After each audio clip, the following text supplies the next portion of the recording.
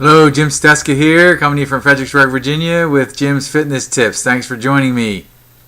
What I'd like to do tonight is ask you the question, what do you look for on a typical nutrition label? Okay, if you are interested in eating healthily, being more fit, and concerned about your health, you must, I believe, get used to reading nutrition labels on packages of food that you buy. Okay, or cans of food, or boxes of food, whatever you buy that has a nutrition label, you definitely want to get used to looking at it, especially if you are just starting out doing so.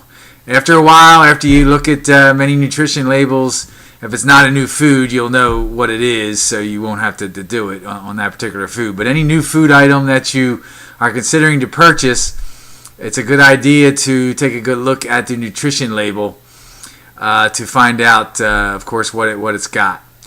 And there are typical things that I recommend looking for, that I look for in a nutrition label that helps me decide whether I'm going to be interested in purchasing this food or not. Okay, or look for an alternative. Okay, just take, for instance, I got a couple things here. This is a can of kidney beans. They are no salt added. Okay, very important, because one of the first things I look for on a label is sodium content. This has 40 grams of sodium. Now, I don't have it memorized what a typical can of kidney beans has. It is not a no salt added brand, but I'm sure it's probably quadruple that, at least, maybe even much more sodium. So one of the first things I look for when I buy food is sodium content. Okay, and what am I looking for there? Well, I typically eat 5 meals a day and try to stay as close as I can to 2,000, no more than 2,000 milligrams of sodium, if possible, as I can. So what I'm looking for, I'm trying to look for about no more than 300 milligrams of sodium per meal. Okay, in what I buy in packaged food, because I also have there's sodium content in a protein or a meat that you would have typically with a meal, so you got to account for that as well. But I'm looking for no more than 300, and that's probably about max. So right here, this has 40 milligrams. That's not too bad. And per serving, 3.5 servings. I'm not going to eat this whole can. This is going to be a can that I would put in a soup or a chili or something like that, where I'm going to have several servings. So that is an excellent amount of sodium. But again, I have to think twice about perhaps the regular brand, because it has, I'm sure, much more than that. It probably has 400, probably 10 times the sodium content than this. And this has 430 milligrams of potassium. Usually whenever you find something that's low sodium or very low sodium, they'll substitute potassium for flavor, which is a good thing. You want to get as much potassium as you possibly can. Potassium is good for you. And the recommended daily allowance of potassium is about 4,700 milligrams, which is a lot. It's very hard to consume 4,700 milligrams a day as recommended potassium levels. But so this would be a good thing as far as sodium goes. Now, you're also looking for serving size. Serving size on this is a half a cup. Okay, not a whole lot. A half a cup, if you know anything about serving sizes, and that is not a whole lot. Okay, but typically people would consume a lot more than a half a cup. So you have to consider serving size is the next thing that I look for on a label. Okay, just very important with pasta. Here's a box of pasta. This is the pasta that I recommend, Dreamfields, high fiber content pasta. Okay, serving size is a half cup. Okay, a half cup dry is what it says. So, or half-inch circle, which is about 2 ounces, which actually is a quarter cup. 2 ounces is about a quarter cup.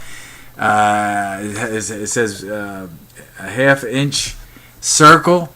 That's not a whole lot of pasta. It's usually when you start really paying attention to portion size and that type of thing, then you start realizing that perhaps before you started your fitness kick, if you will, that you ate more pasta than you probably should in most servings and most sittings. So And a half cup has 41 grams of carbohydrate, but it has a lot of fiber too. It has 5 grams of fiber, which is a good amount of fiber. Also look for protein content. This has 7 grams of protein. It's a vegetable protein, but it's protein nonetheless. And it has 7 grams of protein per serving, which is a pretty good amount.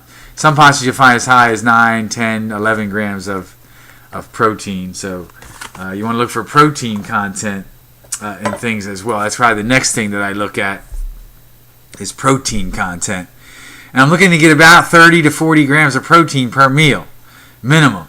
Some of my meals have 50 grams plus of protein in them because you want to get the right amount of protein to build lean mass and help your body burn more fat. Okay, protein does that. So those are the things I look for. If it has too much sodium, I'm not buying it. If it doesn't have enough protein, typically, and it's something I want protein in, I'm not buying it. And also carbohydrates. I know you want to have carbohydrates for energy, but I'm looking for lower carbohydrates than higher carbohydrates in my foods. And serving size, very important. You gotta, how many servings per package? If you plan on eating the whole package, and the package has 3 servings, you gotta times everything by 3. So you realize how much of each ingredient that you are getting. You want to look at the ingredients too. If it has too much chemicals in it, it's probably good to stay away from in terms of the ingredients.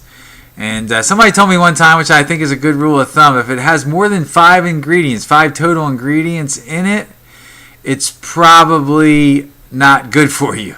And that if you start looking at it, it becomes true in most cases, in a lot of cases. Most of your natural foods and foods that are good for you have 5 or less ingredients in them.